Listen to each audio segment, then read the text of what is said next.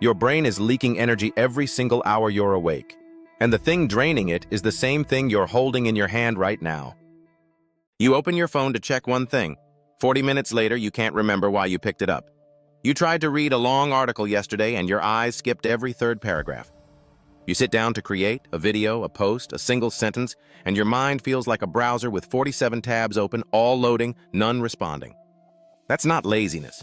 That's not a discipline problem. That's what overconsumption of content actually does to the human brain.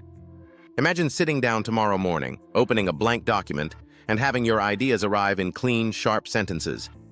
Imagine finishing a full work block without reaching for your phone once. Imagine your attention span feeling like a tool again, not a liability. Over the last 2 years, I've studied the neuroscience behind attention collapse, rebuilt my own content diet from scratch, and shipped more creative output in 6 months than I did in the previous 2 years combined. Everything in this video is based on what actually moved the needle. In the few minutes, I'm going to walk you through exactly what's happening inside your brain when you consume too much content, the 4 hidden symptoms most creators miss, and the 3-part reset that restores deep focus in under 10 days. But before we get into the neuroscience, I need to tell you about one specific type of content that does more damage to your brain in 30 seconds than a full hour of YouTube. And I'm willing to bet you consumed some of it in the last 24 hours without realizing it. I'll name it exactly and show you how to spot it. But not yet. Stay with me. The content supply chain. Your brain was never built for. Here's the part nobody tells you. The human brain evolved in an environment where the total amount of novel information a person encountered in an entire year was roughly equal to what you now scroll past before your morning coffee. Your prefrontal cortex, the part of your brain responsible for focus, decision-making, and creative work, is running on hardware that was optimized for scarcity, and you're feeding it abundance.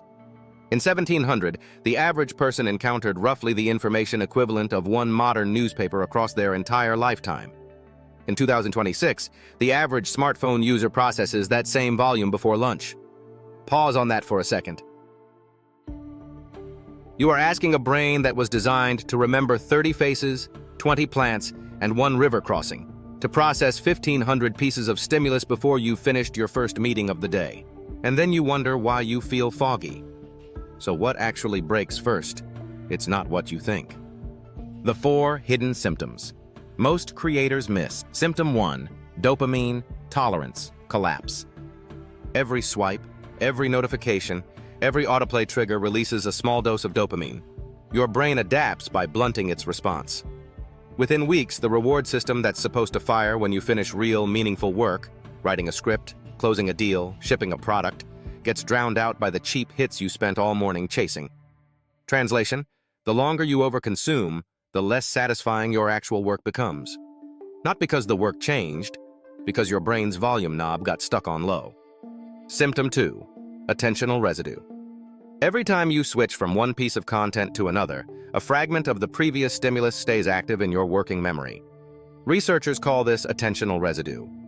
Consume 40 pieces of short-form content in a row, and you're sitting down to create with 40 ghosts in your head. That's why your ideas feel muddy. They're not muddy. They're buried. Symptom 3, narrative collapse. Deep work, writing, strategizing, building systems, requires the ability to hold a narrative arc in your head for 20, 30, 60 minutes at a time. Short-form content trains your brain to reset context every 7 to 15 seconds. After enough exposure, your brain literally loses the stamina to hold a single thought longer than a TikTok. Symptom 4, identity drift. This one is the most expensive and the least discussed. When you consume 5 to 10 hours of other creators per day, your internal voice starts mirroring theirs. You stop being able to distinguish between your ideas and ideas you absorbed. For a creator, this is catastrophic. Your originality is your moat, and overconsumption quietly erodes it. Here's where most creators get this completely wrong. They try to solve this with a dopamine detox. And dopamine detoxes, as they're usually prescribed, don't actually work. I'll tell you why in the next section. Why dopamine detoxes fail, and what actually works. The standard advice is, go cold turkey for a week. Delete the apps. Sit in a room and stare at the wall. The idea is that your dopamine system resets. The problem is that's not how the brain works. Dopamine doesn't get depleted like a gas tank. What actually changes under heavy content consumption is receptor sensitivity. Your brain down regulates how strongly it responds to rewards. And receptor sensitivity doesn't restore itself just because you've been bored for a weekend. It restores itself when you replace passive, novelty-driven stimulus with active, effortful engagement.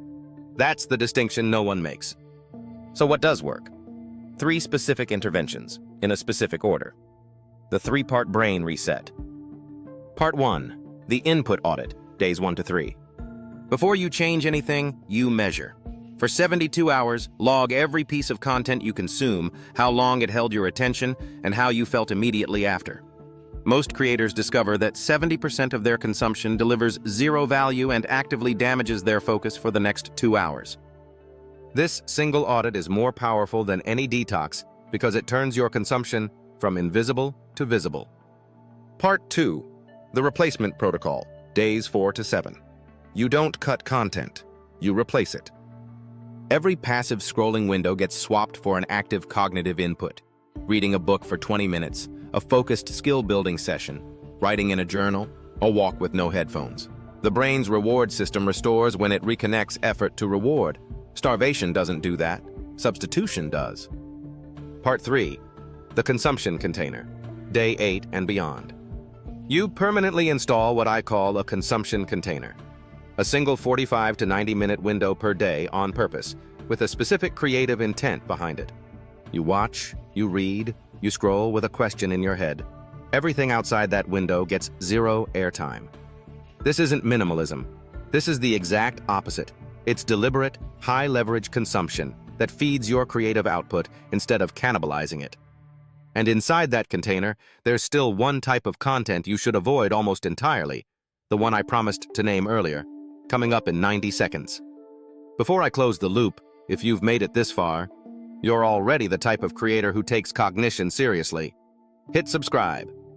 I'm putting out one deep explainer like this every week on how AI, systems, and peak performance actually compound for creators.